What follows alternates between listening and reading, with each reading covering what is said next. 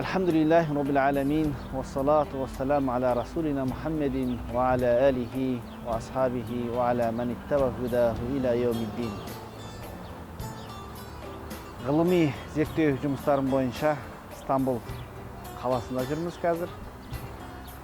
Небір дүрбелең оқиғаларға, қарт тарихқа куәлік еткен Стамбул қаласында жүріп, маған Алла елшісінің осы қалаға қатысты айтқан мына бір хадисі еске түсіп отыр. Пайғамбарымыз саллаллаху алейхи вассалам өзінің бір хадисінде былай дейді: «Ла туфтаханнал Константинiyya فلا نعم الأمير أميرها ولا نعم الجيش ذلك الجيش».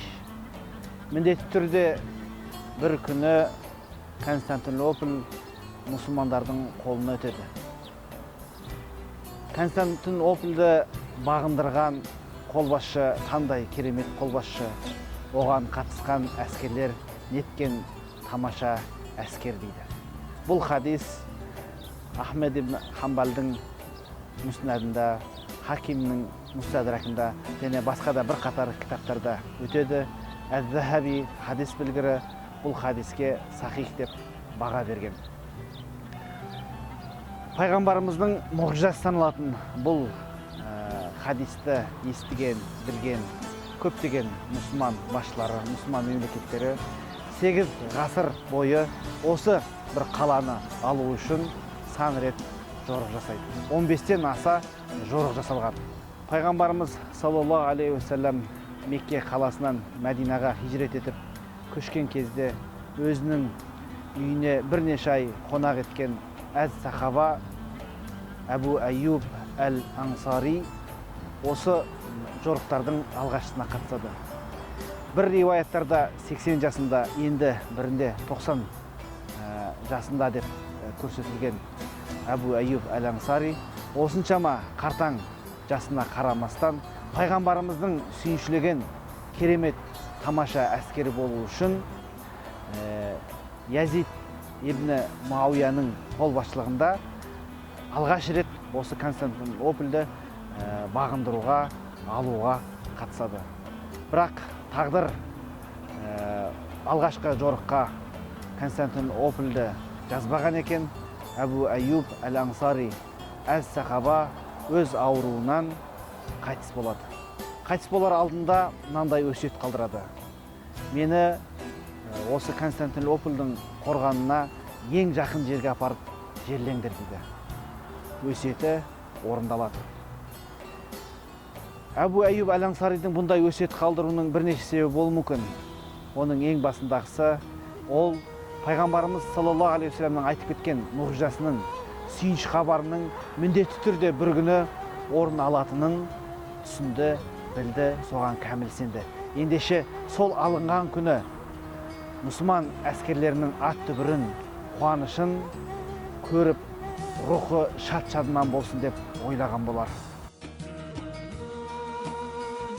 Арадан 8 ғасыр өткеннен кейін бұл қаланы түріктің жас патшасы Фатих Сұлтан Мехмет 19 жасында таққа мінеді. Сол таққа отырысымен осы Константинопольді қалай аламын деп өзінің жоспарын жасап бірден кірісіп кетеді. 21 жасында пайғамбардың сүйіншілеген қолбасшысы осы Фатих Сұлтан Мехмет болады. Фатих Мехмет Сұлтан Османлы мемлекетінің 7-ші падишахы. 19 жасында таққа отырған ол бірден Стамбулды алу үшін дайындығын бастап кетеді. 1453 жылы сәуірдің 2-сі күні Фатих әскерімен Константинопольге ат басын бұрады. Константинопольдегі христиандар да мұсылмандардың кемелері өте алмас үшін шығанақтың аузын шынжыр тартып жабады. Сәуірдің 6-сі күні мұсылмандардың алғашқы шабуылы басталады. Шығанақтан өту үшін біраз әрекет жасайды. Бірақ христиандардың соғыс кемелері басым түсіп, шығанаққа кірулеріне мүмкіндік бермейді. Шынжыр тартылып жабылған шығанаққа кіру үшін мұсылмандар христиан әскерлерімен ұзақ соғысады. Алайда христиан әскерлері өте басым түсіп, мұсылмандарды кіргізбейді.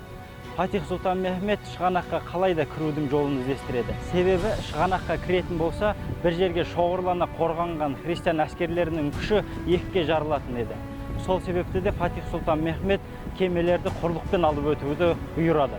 Бір түннің ішінде кемелердің жолдарына тақтайлар төселіп, оның беті майланады. Осылайша 70 кеме өгізге жегіледі. Таңға жақын Константинополь тұрғындары құрлықпен, қара жермен қаз-қатар тізіліп кетіп бара жатқан 70 кемені көрген кезде қатты сасады. Бойларын үрей билейді. Мұсылмандардың адам сенгісіз бұл әрекеттері оларды қайран қалдырады. Осылайша бір түнде 70 кемеге отырған әскер шығанаққа түседі.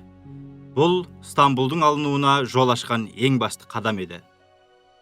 Фатих Мехмет Сұлтан Стамбулды алу барысында Константинополь императорына 2 мәрте өз еркіңмен берілді, мал мүлкіңмен қазынаңды алып қалаған жеріңе кете бер. Ал халқың бейбітшілік пен сенім ішінде өмір сүреді деп ұсыныс жасайды. Бірақ император бұл ұсыныстан бас тартады. Қандай қиындық көрсе де, пайғамбарымыздың мақтауына лайық болу үшін табандылық көрсеткен Фатих Мехмет Сұлтан мен оның әскері Константинопольді 53 күнде алады. Фатих Сұлтан Мехмет Стамбулды алғаннан кейін қала халқын жинап, өзге дін болғандарына қарамастан оларға бейбіт ғұмыр кешуге, тыныштықта өмір сүруге кепілдік береді. Көптеген зынданда жатқан адамдарға рақымшылық жасап, бостандықтан береді. Зындандан 2 дін адамының, топтардың шыққысы келмейтіндігі Фатих Сұлтанның құлағына жетеді. Сөйтіп Фатих Сұлтан ол 2 топпен жеке кездесіп әңгімелеседі. Әңгіме барысында зынданнан неге шыққысы келмейтіндіктерін сұрайды. Сонда әлгі 2 топтың жауабы былай болады.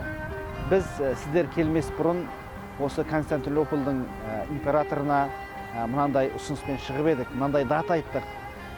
Біздің қоғамымызды әділетсіздік жайлады, арсыздық жайлады, күштілер әлсіздерді езіп жатыр, кедейшілік шарқына жетті. Егер дәл осылай бола беретін болса, біздің осы еліміз басқалардың қолына өтеді, бізді сіздер емес басқалар бағындыратын кез келеді дейді. Осыған ашуланған сол кезде Константинопольдің императоры бұларды зынданға тастайды. Зынданға тастағаннан бері біз өзімізге серт бердік, біз осы зынданнан ешқашан шықпаймыз дейді. Сонда осы әңгімені тыңдап тұрған Фатих Сұлтан Мехмет оларға мынандай ұсыныс жасайды. Сіздер сыртқа шығыңыздар, менің халқымды көріңіздер, аралаңыздар. Егер дәл сіз айтқандай әділетсіздік болатын болса, онда сіздер өз серттеріңізде қалыңыздар, осы зынданды қайттан мекен етіңіздер дейді. Сөйтіп 2 топ дін адамы Стамбулды Фатих Сұлтан Мехметтің қарамына қарайтын елді, Османлы жерін аралауға кіріседі. Алғашқы барған жерлері Бурса болады. Бурсада мынандай оқиғаға тап болады. Бір мұсылман кісі еврейден ат сатып алған болатын. Бірақ кешкі жақын аттың ауру екендігі белгілі болады. Сөйтіп қазыға жүгіну үшін қазиятқа барады. Қазиятқа барса, қазыны орнынан таппайды, жұмысынан ерте кетіп қалған. Мәселе шешілмейді. Әрине сол түні ауру ат өліп қалады. Ертесі күні мұны естіген қазы әлгі мұсылманнан кешірім сұрап, мен кеше жұмысымнан ерте кетіп қалып едім, сондықтан мен өзімнің міндетімді дұрыс атқара алмадым. Егер мен орында болғанда аттың ауру екенін дәлелдеп, мен әлгі еврейден сіздің ақшаңызды алып берер едім. Олай істей алмадым. Ендеше кінә менде, сіздің аттың ақшасын мен өзім қалтамнан қайтарам деп қайтарып берген екен. Дәл осы оқиғаны куәлік еткен дін адамдары 2 топ қайран қалады. Екінші бір куә болған оқиғалары Изник қаласында болады. Изник қаласына барып үлкен сот отырысына қатысады. Соттағы мәселе былай. Бір мұсылман кісі екінші бір мұсылман кісіге егістік алқабын сатқан болатын.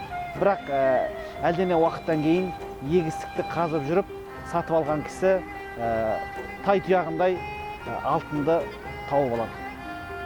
Сөйтіп әлгі жерді сатқан иесіне әкеп, осы алтын сіздікі, мен тек сіздің жеріңізді алған болатын, мына алтын сізге тиесілі болу керек дейді. Мұны естіген жерді сатқан адам бұл уәжге қарсы шығады. Мен оны аламаймын, маған бұл адал болмайды. Мен жерімді саттым, жердің ішіндегі барлық нәрсені саттым дейді. Сөйтіп екеуі келісе алмай қазыға төрелікке келеді. Төрелік екеуін тыңдап отырып, мынандай бір шешімге келеді. Екеуінің ұлы мен қызын бар екенін біліп, екеуін құда қылып, жаңағы алтынды әлгі екі тақуа кісінің ұл қыздарына тарту еткен екен. Осы оқиғаны көріп таң тамаша болған, қайран қалған әлгі екі топ Фатих Сұлтан Мехметке келіп, біз енді зынданда отыра алмаймыз. Сіздің басқарған мына ел ешқашан біреуге зұлымдық жасамайды. Бұл тек соңғы дін исламның алып келген жақсылығы болса керек дейді. Небары 21 жасында пайғамбарымыздың мұғжизасын жүзеге асырған Фатих Сұлтан Мехмет халқын осылайша әділеттілікпен басқарады. Ханафи мазхабын, Матуриди ақидасын ұстанған қолбасшы да, оның қол астындағы әскер де осы себептен де пайғамбарымыздың мақтауына ие болады. Базы біреулердің айтып жүргеніндей, Ханафи мазхабы мен Матуриди ақидасы адасқан болса, пайғамбарымыз оларды мақтар ма еді?